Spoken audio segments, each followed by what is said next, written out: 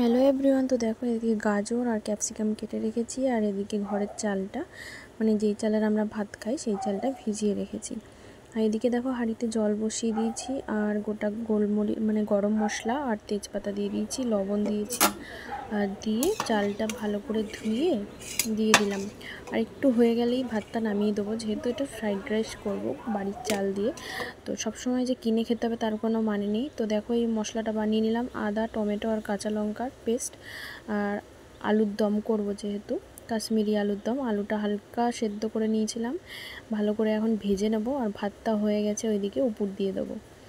আর দেখো কড়াইতে তেল দিয়ে গোটা গরম মশলা তেজপাতা দিয়ে দিলাম। এবার যেই মশলাটা করে রেখেছিলাম সেই মশলাটা দিয়ে দেবো। তো যেহেতু আজকে বাড়িতে কেউ নেই, তাই ভাবলাম যে রান্নাটা একবারে করে নিই, রাতের জন্য একবারে করে নিচ্ছি।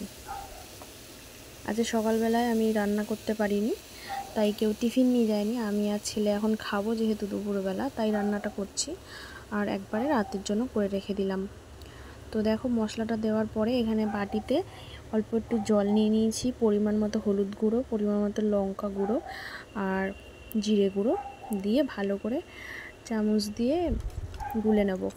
দিয়ে এইটা দিয়ে দেবো মশলাটার মধ্যে,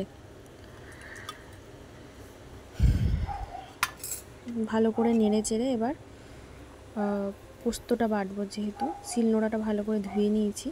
তো দেখো এই প্যাকেটটা কাটা ছিল, এর মধ্যে অল্প একটু ছিল পোস্ত, তাই দিয়ে দিলাম। তো এটাতে তো হবে না, তাই আরেকটা প্যাকেট ছিল, ওটার মধ্যে কেটে কিছুটা নিয়ে নিলাম।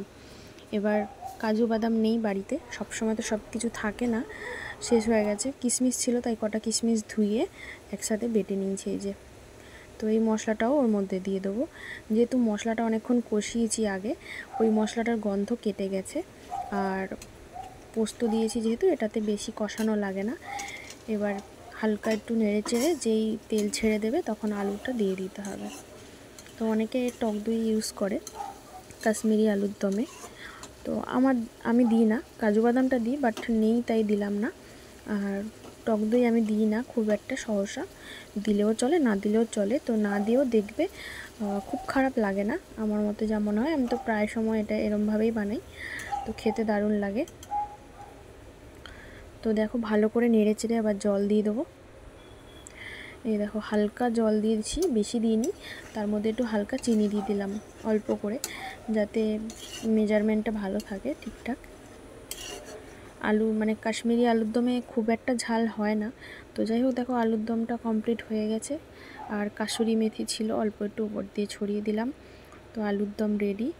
আর এদিকে এবার কড়াইটা ভালো করে ধুয়ে নিয়েছি, এর মধ্যে দেখো এবার ডিমগুলো ভাজবো, তেল দিয়ে দিয়েছি অলরেডি।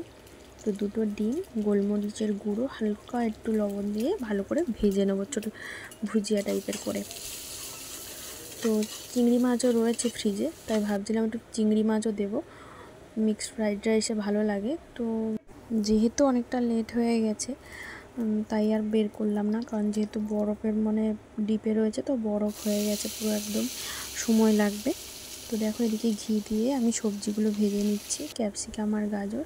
আর বাড়িতে করা পনির ছিল, তো যখন দুধ বেশি আনে আমি এরম পনির করে রেখে দিই, তো এরকম ছোটো ছোটো কাজে লেগেই যায়। তো দেখো ফ্রাইড রাইস কমপ্লিট, আর এদিকে আমার কাশ্মীরি আলুর দমও কমপ্লিট হয়ে গেছে।